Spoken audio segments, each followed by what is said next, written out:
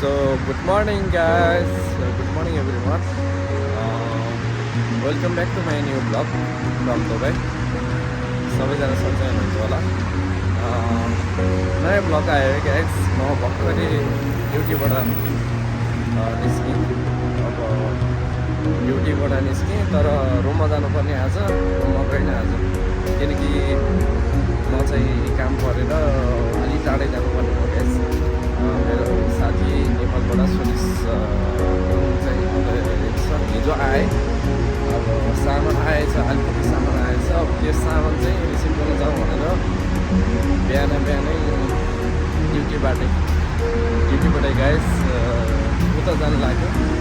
यहाँ म बस्ने ठाउँबाट धेरै टाढा छ। अब त्यही हो, टाढा भयो नि के गर्नु, अब जान्छु मेट्रो लिएर, बस लिएर जान्छु, टाढै छ। ल गाइस, म ड्युटीबाटै भर्खरै निस्केर उता जाँदैछु।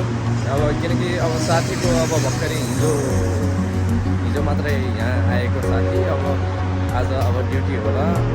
अब के होला, त्योबाट अलिकति झ्याउ हुने, अब दिउँसो जाँदा झ्याउ हुने, त्यही भएर यही बाटो जाउँ ड्युटी सकेर भनेर मेरो नाइट ड्युटी। अब ड्युटी सकेर गयो भने बिहानमा भेटेर सामान लिन जानु लाग्यो गाइस। घरबाट सामान आएछ, खुसीको कुरा। मेरो साथीले ल्याएको। हामी चाहिँ लङ टाइम पहिला सँगै बस्या हो, लङ टाइम सँगै बस्या। अनि ऊ चाहिँ हल्का नेपालमा बसेर फेरि come back Dubai. Welcome back Suresh. अनि चाहिँ मेरो साथी आउने बेलामा चाहिँ सामान लिएर आऊ है भनेको। सामान चाहिँ लिएर आएछन्। मेरो सामान चाहिँ अरू सामान त के हो र गाइस, त्यही हो अब नेपालको टिपिकल चिजहरू मात्रै हो। टिपिकल हाम्रो के हुन्छ र अचारहरू, अचार, गुन्द्रुक, भट्ट, सुकुटी, त्यही हो, त्यही आएछ। अब त्यसलाई चाहिँ हामीले अब एकदम यति धेरै रेस्पेक्ट गरिन्छ कि हामीले हाम्रो नेपालको फुडलाई, हाम्रो नेपालको कल्चर, हाम्रो नेपालको सबै चिजलाई धेरै मिस गरिन्छ गाइस। किनकि धेरै साल बाहिर बसेर होला नेपालको त जे चिज पनि मन पर्छ, नेपालको नामै पनि मन पर्छ, नेपाल भनेर सुन्दा त्यस्तो छ। त्यही भएर नेपालबाट सामान आएर बिहानै हिँडेको। हिजो आएको मान्छेलाई आजै भेट्न जाँदैछु, किनकि मैले के अरे वेट गर्नै सकिनँ। त्यो भएर गाइस अब जाँदैछु, हेर्नु होला। ल गाइस, मेट्रोबाट जाँदैछु म। आइपुगेँ म। यस्तो हुन्छ बिहानको 5 बजे मेट्रो खोल्छ। बिहानको 5 बजे मेट्रो खोलेर पनि यो मेट्रोको वेटिङमा पनि हुन्छ गाइस। यहाँ वेटिङ पनि हुन्छ, किनकि बिहान धेरै चल्दैन नि त, बेलुका चाहिँ एकदम धेरै चल्छ। ल गाइस, मेट्रोको यात्रा पनि पुरा भयो। अब जाँदैछु। अब यहाँबाट फेरि बाहिरबाट बस लिनुपर्छ, त्यही हो। यस्तो छ गाइस। ल गाइस, अब निस्किसकेँ मेट्रो स्टेसनबाट। यो मेट्रो स्टेसन हो यहाँको। यो म आइपुगेँ। अब यो स्टेसनबाट फेरि मैले बस लिन्छु। मेट्रो बस एउटै, यो गभर्मेन्टकै हो। यो मेट्रो स्टेसनबाट अब निस्केर बस लिनुपर्छ गाइस। बिहान अर्ली मर्निङ हो गाइस। यो बिहानै हो, यहाँको 5 बजे होला, त्यही हो। त्यति बिहान अब यहाँ कुहिरो पनि लाग्छ, आज धेरै कुहिरो लाग्छ। तर मजा चाहिँ मजा आयो, किनकि अब ड्युटीबाट जाने, सुत्ने यो बेलामा त्यस्तो चाहिँ थियो लाइफ। अब बिहान निस्किने, बिहानको हावापानी यसो हेर्ने त अब त्यो चान्सै हुन्थेन, मन पनि लाग्ने थिएन। तर पनि कहिलेकाहीँ काम पर्दा त्यसरी निस्किन पाउँदा खुसी पनि लाग्छ, किनकि राम्रो पनि हुँदो रहेछ। यो बिहानको चिसो, अहिले गर्मी त बढेको छैन, चिसो राम्रै छ गाइस, राम्रो छ। हेर्दैन होला, यस्तो छ वेदर चाहिँ। ल गाइस, गुड मर्निङ। म त यो अल्कायल गेट भन्ने ठाउँमा आइपुगेँ है।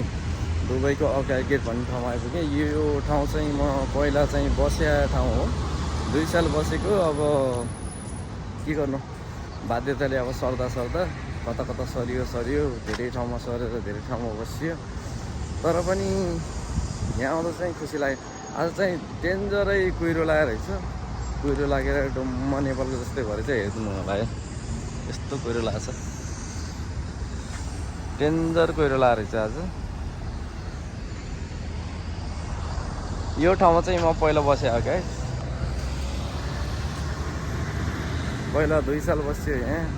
अब अहिले धेरै लामो समयपछि आउँदाखेरि अचम्मै जस्तो लाग्छ। त्यस दामी लाग्यो, बिहान आउँदा चिसो हावापानी रहेछ, कुहिरो लागेर रहेछ। अन्त ज्याकेट पनि लाएर होइन, गर्मी अलिक बढे जस्तो लागेको थियो, हल्का बढे जस्तो त लागेको थियो, तर गर्मी नबढे रहेछ, चिसो रहेछ मौसम चाहिँ।